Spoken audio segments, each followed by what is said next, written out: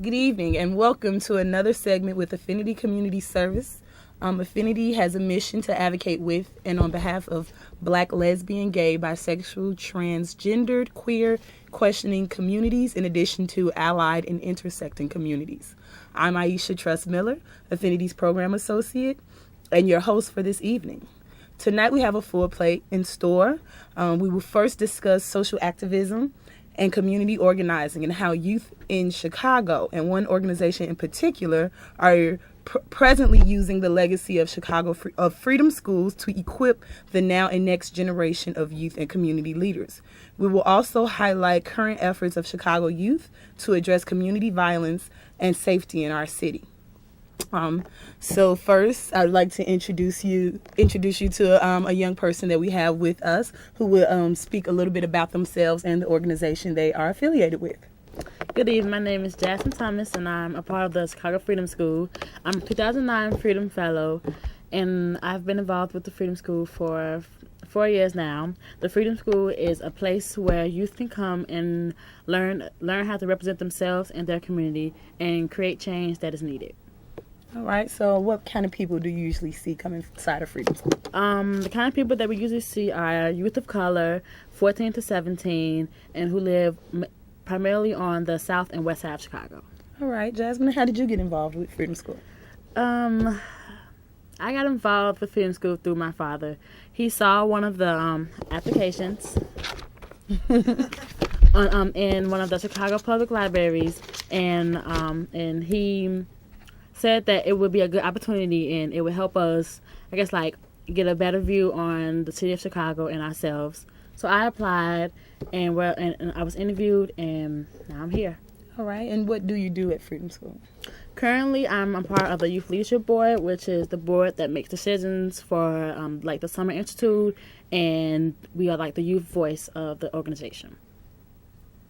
Okay, and what other programs does Freedom School have to offer young people? The other programs that we have to offer are like workshops and trainings where we train adults in adultism, anti-oppression, and youth leadership. We have different. I've actually been to one of those trainings. We have different workshops such as like Rev Up and other ways for youth to get exposed to past and present movements and like just to be available. All right, and in particular, what do you guys do in the summer? In the summer, we have a Summer Leadership Institute that is for 6 months. It starts in July. It starts July 8th and ends August 2nd. And within that institute, we learn about oppression, self-identity, and just change that's needed in the city of Chicago and the world in general. Yeah, well, firsthand knowledge, I know Freedom School is an amazing organization. I've done work with Freedom School. I've attended some of those same trainings and workshops that you've talked about, the adultism, in addition to the Rev Up training, which was intense. But it was so much information and so much community building that it was well worth it, and I feel very grateful of having that experience. And this past summer, I also was able to work with the young people and learn and teach with them some movement building stuff around healthy communities. So is there any current campaigns young people at Freedom School are working on? Well, a past campaign that we just finished was Better Options, Bright Mood, which was a campaign that focused on getting healthier options in local corner stores in our urban communities. And the community that we helped was Inglewood community on South Side of Chicago.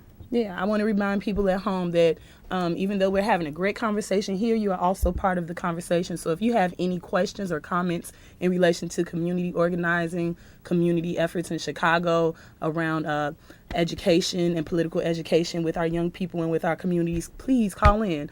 This is also your show. So I wanted to throw that reminder out there. And right now we'll share the Freedom School brochure, which is this beautiful pamphlet. And when you see this, what do you think of, Jasmine? When I see the pamphlet or like Chicago Freedom School, just the words bring like a sense of belonging, like belonging to a community that don't judge me, a community that encourage my growth and my ability to create change. I feel happy to be a part of an organization that is doing great things for youth and that is like building like the sense of a community among youth and among youth of color. Yeah, it sounds very empowering. And again, back to those the teachings that you get about history. What have you learned in relation to the legacy of Freedom Schools? I've learned that as youth, we have a lot of power that we believe that we don't have. But if we come together as a group of solid individuals, we can create change that is like needed. That's amazing. That's amazing.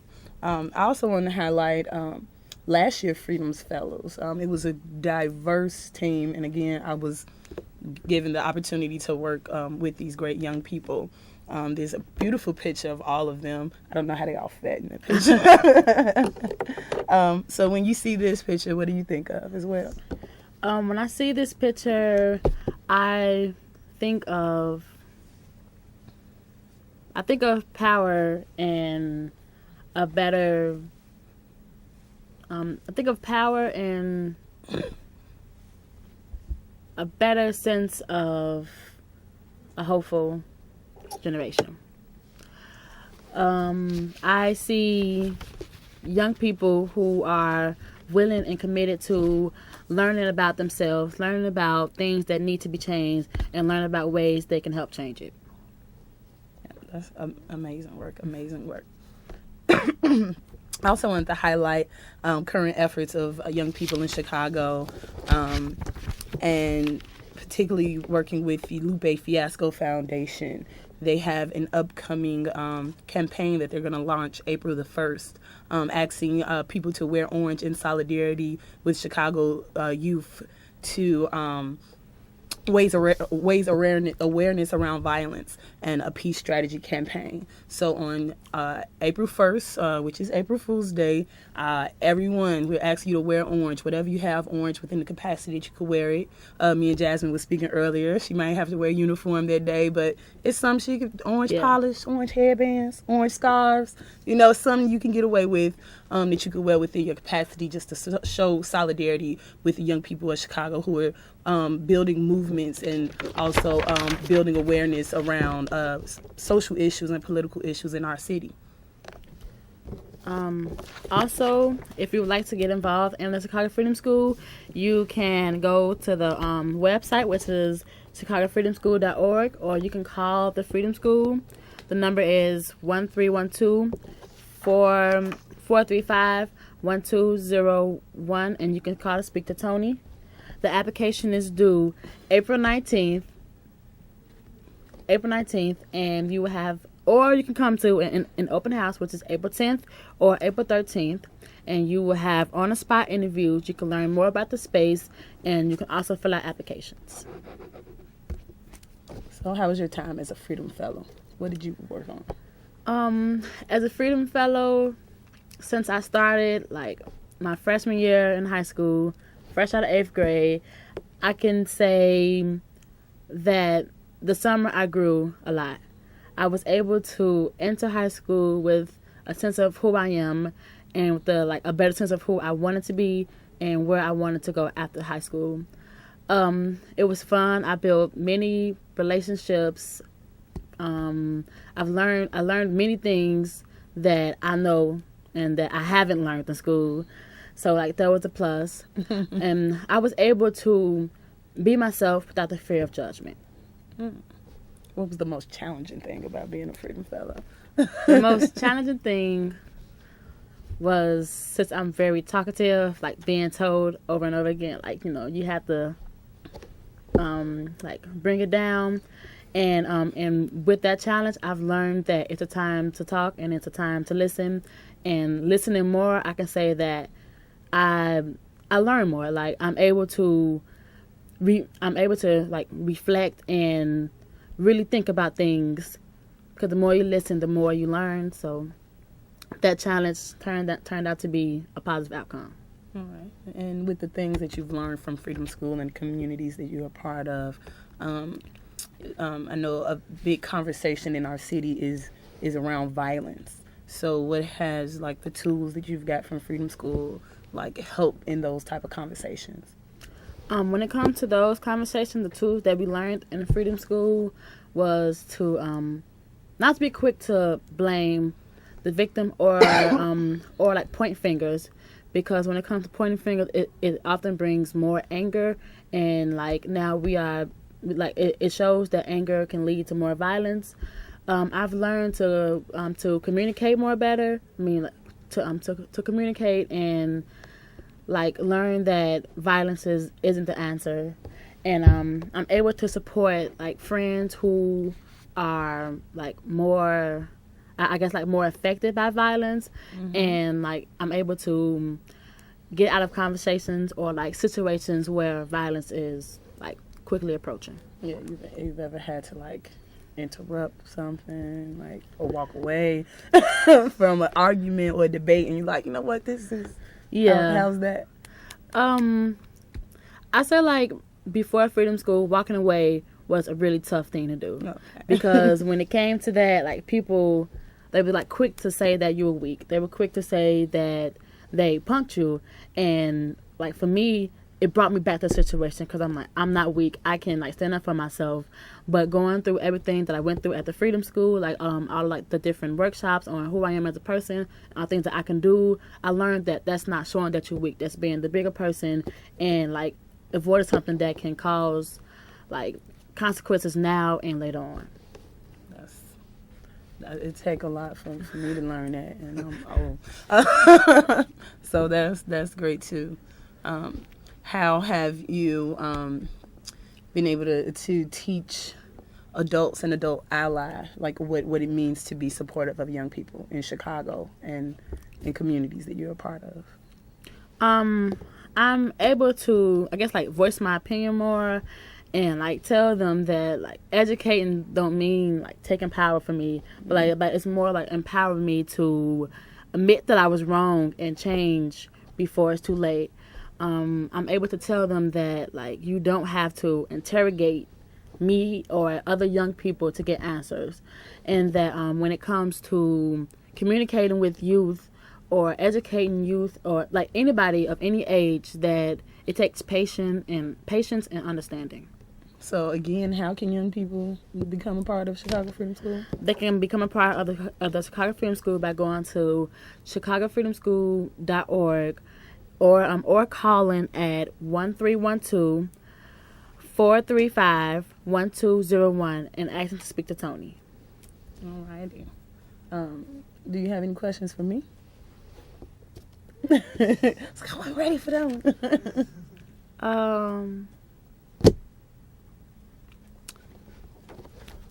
As of now, no. No. Cool. Because I just wanted to ask, because I keep throwing questions your way, and I have more. How do you, as a Freedom Fellow or past Freedom Fellow, how did you guys work with other community organizations and other youth from different organizations or different programs or communities? First off, when it comes to working with organizations, it's best to set guidelines and like understand that we are coming together as people who want to create change instead of like push away from it. We first explain like who we are as an organization from both sides and our goals of the meeting, and like we just try to have fun, because the best way to learn is through having fun. I don't know if you guys know this or not, but Freedom School has, like, Chicago Freedom School anyway, has international like attention. I was in Palestine, and my tour guide in Palestine was like, Aisha, you're from Chicago? Have you heard of a place called, I was like, Chicago Freedom School? He said, yes. How did you know? I'm like, I just felt it. And he was like, I taught there this past summer. So it was amazing. It was very amazing. And he had let me know that he had spent some time there in the summer, and I didn't know how we missed each other. So again, great things going over at Freedom School in the summer, and again, what's coming up this summer in 2013? So this summer it lasts for 4 weeks out of the summer, and we learn you will learn about like different things, like things that will empower you and things that like make you think. You do a retreat that will help you with your wellness, your well-being as a human and as like a part of a community that is currently struggling and like a part of a change that is really needed.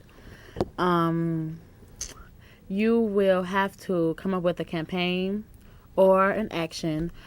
The Youth Leadership Institute is divided into two different cohorts, which is the fair and just schools and the healthy communities. And within those two cohorts, you will have to come up with the action that is addressing a problem within those two scenarios or situations. And besides being a safe space where young people can learn and young people can be empowered and share how they feel, what other incentives are there for young people to get involved with the Summer Leadership Institute?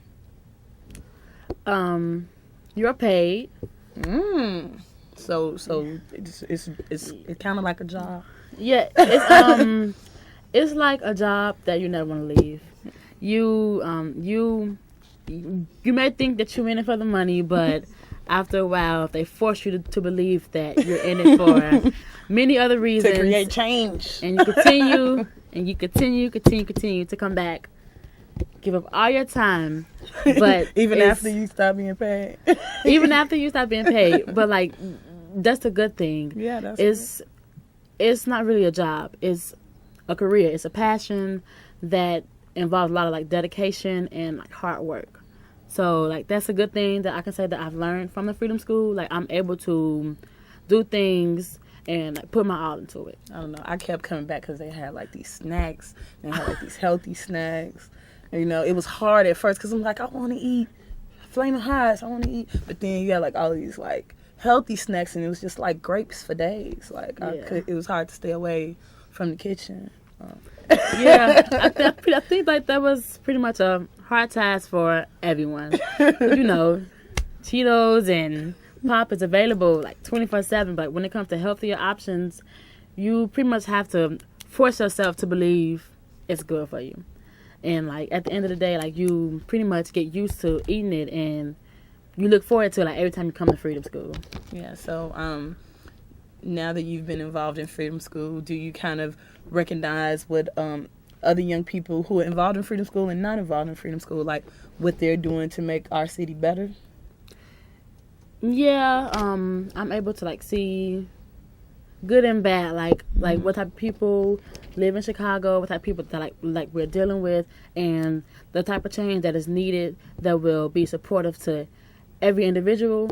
Because the one thing like that you don't want to do is to like create a change that will like destroy someone else. Mm-hmm. So I'm able to like see what different people need, what different communities need, and like what I need as an individual, and put that all into one big thing that will make everyone happy.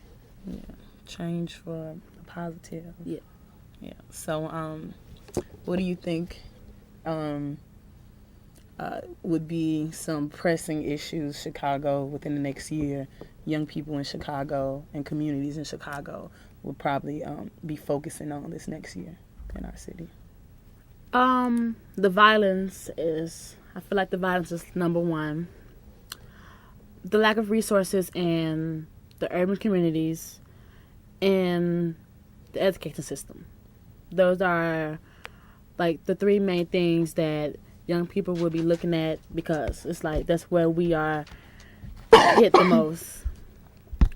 And so currently the Freedom School on March 27th, we will be marching to support the no school closing at 4:30 at the Daily Plaza Center downtown.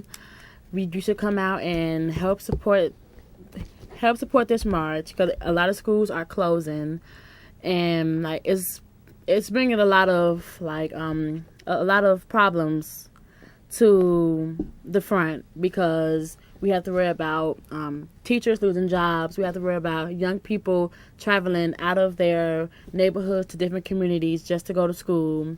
And we have to worry about the idea that this is a change that would help the communities, when it's really causing a lot of more violence. Yeah. Yeah. That is definitely on the radar, and Yeah. something that can be spooky if you look at it from a different lens. So what ways do you think you be getting involved in those issues? Well, for one, I will be at the rally, supporting. Even though like it's not really affecting me directly, I can still see that my community will suffer. I can see that many people will suffer, and like it's not fair because education is a right for everyone, and they should be able to receive it within their communities. But now that they're closing over 50 schools, it's becoming harder, and with the closing, it's affecting almost 30,000 students, and that's a large number when it comes to Chicago alone. So again, if you have any suggestions on how community can get involved in the issues that Jasmine laid out, school closings, community violence, what was our other piece? Come on, Jasmine. No, I'm teasing you. It was us, violence, and the lack of resources in urban communities, or the I like to say inaccessible resources to urban communities, because sometimes the resources are there, but we're not aware of it, or we don't know the line to obtain those resources for our communities. So if you have any questions or comments, please call into the show. And if you also want to know more information about Affinity Community Services, you can check us out at our website, www.affinity95.org, or you can call us at our offices if you have more questions on how to get engaged with young people at Affinity, or if you have more questions about Chicago Freedom School, we can definitely direct you to Tony, their youth program coordinator, and other beautiful staff at Chicago Freedom School. So this is your show too, Chicago, so call in if you have any questions. Jasmine, I want to thank you for coming, and we definitely don't want to leave on that sad note. So I want to know, what positivity, what beauty do you see in Chicago, and particularly within the young people of our city? One thing I can say about the young people in our city is the drive that we have to make things known. Like the way we present ourselves, and the way we carry ourselves, and the way like we make our voices known is pretty positive to me, because like it takes a lot of courage to stand up in front of a lot of people. It takes a lot of courage to stand up for people. It takes a lot of courage, like, just to be yourself in Chicago. Mm-hmm. And I feel like the youth in Chicago is doing a very good job at that. And